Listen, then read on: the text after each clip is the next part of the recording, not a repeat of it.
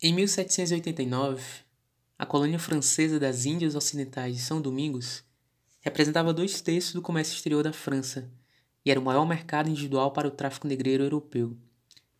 Era parte integral da vida econômica da época, a maior colônia do mundo, o orgulho da França e a inveja de todas as outras nações imperialistas. A sua estrutura era sustentada pelo trabalho de 500.000 de escravos. Em agosto de 1791, passados 2 anos da Revolução Francesa e dos seus reflexos em São Domingos, os escravos se revoltaram. Em uma luta que se estendeu por 12 anos, eles derrotaram, por sua vez, os brancos locais e os soldados da monarquia francesa. Debelaram também uma invasão espanhola, uma expedição britânica com algo em torno de 60.000 homens e uma expedição francesa de semelhantes dimensões comandada pelo cunhado de Bonaparte. A derrota da expedição de Bonaparte, em 1803, resultou no estabelecimento do Estado Negro do Haiti, que permanece até os dias de hoje. Essa foi a única revolta de escravos bem-sucedida da história, e as dificuldades que tiveram de superar colocam em evidência a magnitude dos interesses envolvidos. A transformação dos escravos, que mesmo as centenas tremiam diante de um único homem branco, em um povo capaz de se organizar e derrotar as mais poderosas nações europeias daqueles tempos. É um dos grandes épicos da luta revolucionária, uma verdadeira façanha. Por que e como isso aconteceu é o tema desse livro. Devido a um fenômeno observado com frequência, a liderança individual responsável por essa proeza singular foi quase que totalmente trabalho de um único homem, Toussaint Louverture. Duchamp chama Toussaint Louverture de um dos mais notáveis homens de uma época repleta de homens notáveis. Ele dominou desde a sua entrada em cena até as circunstâncias retiraram-no dela. A história da Revolução de São Domingos será, portanto, em grande medida, um registro das suas façanhas e da sua personalidade política. O autor acredita e está convicto de que a narrativa comprovará que entre 1789 e 1815, com a única exceção do próprio Bonaparte, nenhuma outra figura isoladamente foi, no cenário da história, tão bem dotada quanto esse negro, que havia sido escravo até os 45 anos de idade. Contudo, não foi Toussaint que fez a revolução, foi a revolução que fez Toussaint, e mesmo isso não é toda a verdade. O registro da história torna-se cada vez mais difícil. O poder de Deus ou a fraqueza dos homens, a cristandade ou o direito divino dos reis para governar errado podem facilmente ser responsabilizados pela derrubada dos estados e pelo nascimento das novas sociedades. Tais conceitos elementares prestam-se ao tratamento narrativo e desde Tácito até Macaulay ou de Tucídides até Green, os historiadores tradicionalmente famosos foram mais artistas que cientistas. Eles escreviam tão bem porque enxergavam tão pouco. Hoje, devido a uma reação natural, tendemos a personificar as forças sociais, com grandes homens sendo meramente ou quase instrumentos nas mãos do fatalismo econômico.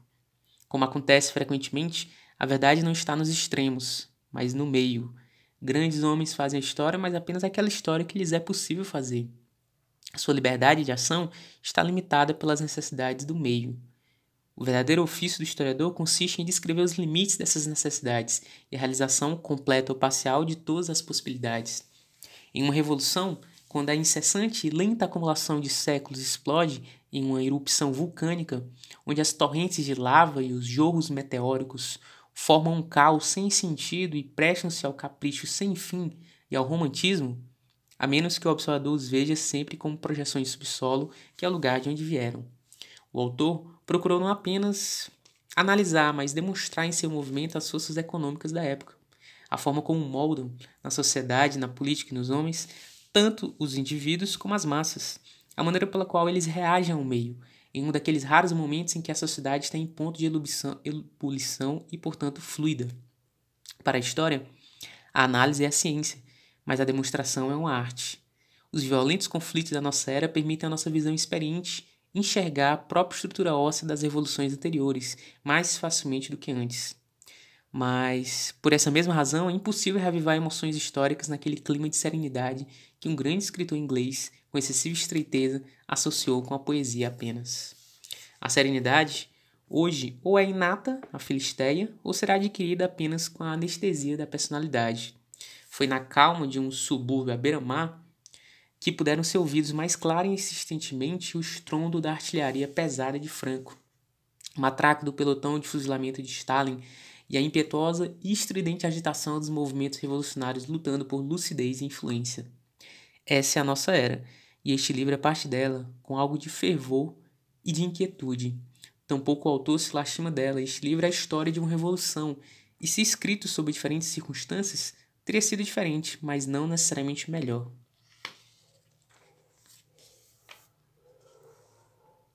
Prólogo. Cristóvão Colombo pisou pela primeira vez em terras do Novo Mundo, na ilha de São Salvador, e, após louvar a Deus, saiu à procura de ouro. Os nativos, índios de pele vermelha, eram pacíficos e amistosos e indicaram-lhe o Haiti, uma grande ilha, aproximadamente do tamanho da Irlanda, rica, diziam, do metal amarelo. Ele navegou para o Haiti. Quando um de seus navios naufragou, os índios dali ajudaram-no de tão boa vontade que muito pouco foi perdido, e dos artigos que levaram até a praia, nenhum foi roubado. Os espanhóis, o povo mais adiantado da Europa daqueles dias, anexaram a ilha, a qual chamaram de Hispaniola, e tomaram seus primitivos habitantes sob a sua proteção. Introduziram o cristianismo, o trabalho forçado nas minas, os cães de guarda, doenças desconhecidas e a fome forjada pela destruição dos cultivos para matar os rebeldes de fome. Esses e outros atributos das civilizações desenvolvidas reduziram a população nativa de estimadamente 500.000 ou talvez 1 milhão para 60 mil em 15 anos. Las Casas, um padre dominicano dotado de consciência, viajou para a Espanha para pleitear a abolição da escravatura de nativos. Mas, sem a coerção desses indígenas, como poderia a colônia existir? Tudo que os nativos receberiam a título de salário seria o cristianismo e poderiam ser bons cristãos sem trabalhar nas minas. O governo espanhol concordou, aboliu os repartimentos ou trabalho forçado por direito, enquanto seus agentes na colônia os mantinham de fato. Las Casas, assombrado pela possibilidade de ver diante de si a total destruição da população no período de tempo de uma geração, recorreu ao expediente de importar os negros mais robustos da populosa África.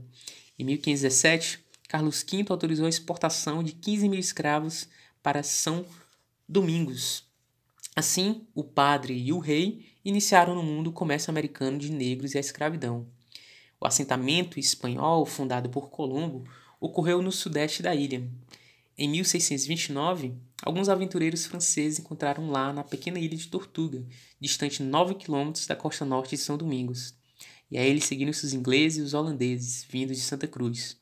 Tortuga era saudável e pela floresta de São Domingos Ocidental pastavam milhões de cabeças de gado selvagem, que poderiam ser caçadas para alimentação ou pelo couro. Para a Tortuga, vieram fugitivos da justiça, escravos que escapavam das galés, devedores incapazes de saldar seus débitos, aventureiros à procura da sorte ou de fortuna rápida, criminosos de todas as espécies e nacionalidades, franceses, britânicos e espanhóis. Trucidaram-se por aproximadamente 30 anos. Os ingleses assumiram de fato a posse de Tortuga durante um certo tempo, mas em 1659 os bucaneiros franceses prevaleceram. Eles buscavam a suzerania da França e reclamaram um chefe e algumas mulheres. Partindo de Tortuga, formaram uma base firme em São Domingos e se mudaram para lá. Para expulsar esses persistentes intrusos, os espanhóis organizaram uma grande caçada e conseguiram encontrar para poder arruinar o negócio de gado. Os franceses responderam, primeiro com o cultivo de cacau, depois com o do anil e do algodão. Já conheciam a cana-de-açúcar. Devido à falta de capital, invadiram a ilha inglesa da Jamaica e roubaram dinheiro e 2.000 negros. Franceses, ingleses, espanhóis invadiam e tornavam a invadir e queimavam tudo. Mas em 1695, o Tratado de Ryswick, entre França e Espanha, deu aos franceses direito legal sobre a parte ocidental da ilha. Em 1734, os colonizadores começavam a cultivar o café. A terra era fértil e a França oferecia um bom mercado, mas eles tinham falta de mão de obra. Além de negros, trouxeram brancos, que poderiam ser libertados depois de um período de alguns anos. Tão poucos negros foram trazidos com a justificativa de serem bárbaros ou pretos, que as primeiras leis prescreviam regulamentos semelhantes, tanto para escravos negros como para brancos. Mas sob o regime de trabalho daqueles dias, os brancos não puderam suportar o clima. Assim, os escravagistas passaram a trazer mais e mais negros, em uma quantidade que aumentava em milhares a cada ano, a tal ponto que a África chegou a fornecer milhões. A propriedade. Os escravagistas agiam predatoriamente nas costas da Guiné, e assim que devastavam a área, dirigiam-se para o oeste, então para o sul, década após década. Passaram pelo Níger, desceram a costa do Congo, atravessaram Luango e Angola e deram a volta no Cabo da Boa Esperança até chegarem, por volta de 1789, ao distante Moçambique, no lado oriental da África. A Guiné era seu principal território de caça. A partir da costa, organizava expedições que se aprofundavam pelo interior, onde deixava os inocentes indígenas lutando uns contra os outros, com armas modernas por milhares de quilômetros quadrados de território. A propaganda da época alegava que, por mais cruel que fosse o tráfico, os escravos africanos eram mais felizes na América do que na sua própria civilização africana. A nossa época também é uma época de propaganda. Nós nos sobressaímos aos nossos ancestrais apenas no sistema e na organização, mas eles mentiam com a mesma habilidade e com o mesmo descaramento. No século XVI, a África Central era um território de paz e suas civilizações eram felizes. Os comerciantes viajavam milhares de quilômetros de um lado ao outro do continente sem serem molestados. As guerras tribais, das quais os piratas europeus afirmavam libertar as pessoas, eram meros simulacros. Uma grande batalha significava meia dúzia de homens mortos. Foi sobre um campesinato, em muitos aspectos superior ao dos servos em amplas áreas da Europa, que o comércio de escravos recaiu. A vida tribal foi destruída e milhões de africanos sem tribos foram jogados uns contra os outros. A interminável destruição da colheita resultou no canibalismo. As mulheres cativas se tornavam concubinas e degradavam a condição de esposa. As tribos tinham de suprir o comércio de escravos, ou então elas mesmas seriam vendidas como escravas. A violência e a ferocidade tornaram-se as necessidades para a sobrevivência, e foram a violência e a ferocidade que sobreviveram. Os crânios sorridentes na ponta das estacas, os sacrifícios humanos, a venda dos próprios filhos como escravos, esses horrores foram produto de uma intolerável pressão sobre os povos africanos, que se tornavam mais ferozes no decorrer dos séculos, à medida que a exigência da indústria aumentava e os métodos de coerção eram aperfeiçoados. Os escravos eram acolhidos no interior, amarrados juntos uns aos outros em colunas, suportando pesadas pedras de 20 ou 25 quilos para evitar as tentativas de fuga. Então, marchavam uma longa jornada até o mar, que algumas vezes ficava a centenas de quilômetros, e esgotados e doentes caíam para não mais se erguer na selva africana. Alguns eram levados até a costa em canoas, deitados no fundo dos barcos por dias sem fim, com as mãos acorrentadas, as faces expostas ao sol e à chuva tropical e com as costas na água, que nunca era retirada do fundo dos botes. Nos portos de escravos, eles permaneciam amontoados em um cercado para inspeção dos compradores. Dia e noite, milhares de seres humanos eram apinhados em minúsculas galerias nos depósitos de putrefação, onde nenhum europeu conseguiria permanecer por mais de 15 minutos sem desmaiar. Os africanos desmaiavam e se recuperavam, ou então desmaiavam e morriam. A mortalidade naqueles depósitos era maior do que 20%. Do lado de fora, no porto, esperando para esvaziar os depósitos, assim que eles enchiam, ficava o capitão do navio negreiro, com a consciência tão limpa que um deles, enquanto enriquecia o capitalismo britânico com os lucros de uma outra remessa, enriquecia também a religião britânica ao compor o hino Como soa doce o nome de Jesus. Nos navios, os escravos eram espremidos nos porões uns sobre os outros, dentro de galerias.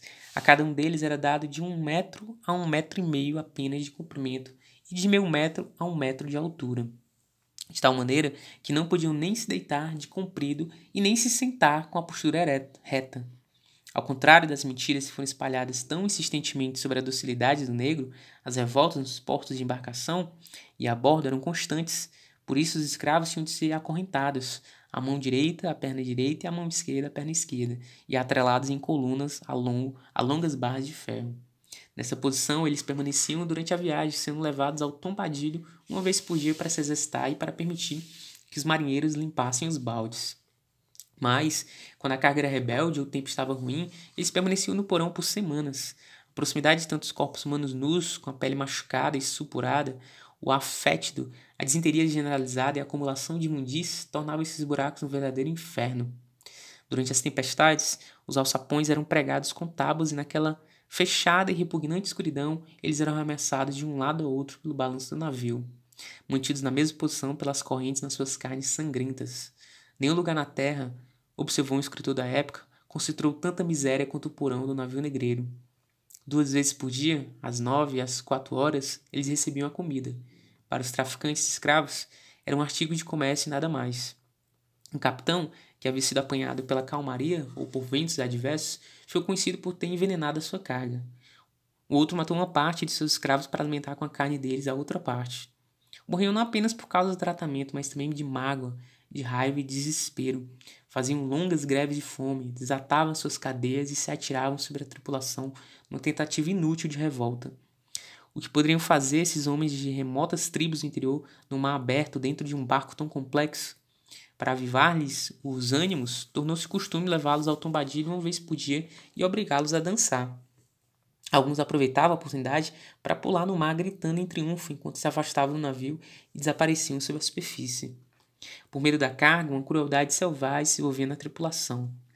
O capitão, para inspirar terror nos escravos, matou um deles e repartiu seu coração, seu fígado e suas entranhas em 300 partes, obrigando os outros escravos a comê-las, ameaçando aqueles que não fizessem com o mesmo suplício. Esses sucessos não eram raros, devido às circunstâncias. Tais acontecimentos eram, e são inevitáveis. Tampouco o sistema poupava os traficantes de escravos. Todos os anos, 1/5 daqueles que tomavam parte no tráfico africano morria. Toda a América e as Índias Ocidentais compravam escravos. Quando o navio alcançava o porto, a carga era levada para as docas para ser vendida. Os compradores examinavam à procura de defeitos, olhavam os dentes, beliscavam a pele e ocasionalmente provavam o suor para ver se o sangue do escravo era puro e se a sua saúde era tão boa quanto a sua aparência. Algumas mulheres, fingindo curiosidade, examinavam os escravos de tal maneira que, se usasse da mesma liberdade com cavalos, seriam escoiciados por 20 metros ao longo das docas. Mas os escravos tinham de suportar. Então, para recuperar a dignidade que pudesse ter perdido após realizar um exame tão íntimo, a compradora cuspia na face do escravo. Tendo se tornado propriedade de seu dono, ele era marcado em ambos os lados do peito com um ferro em brasa.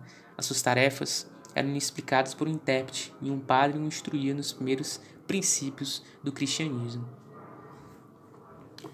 Mais uma leitura de livros aí, o clássico dos estudos negros, Jacobinos Negros, James, L.R. James, Toussaint Louverture e a Revolução de São Domingos. Espero que vocês tenham gostado da leitura. Não esqueça do like, deixe seus comentários, se inscreva no canal, dê uma passeada nessa playlist de leitura de livros que é bem bacana.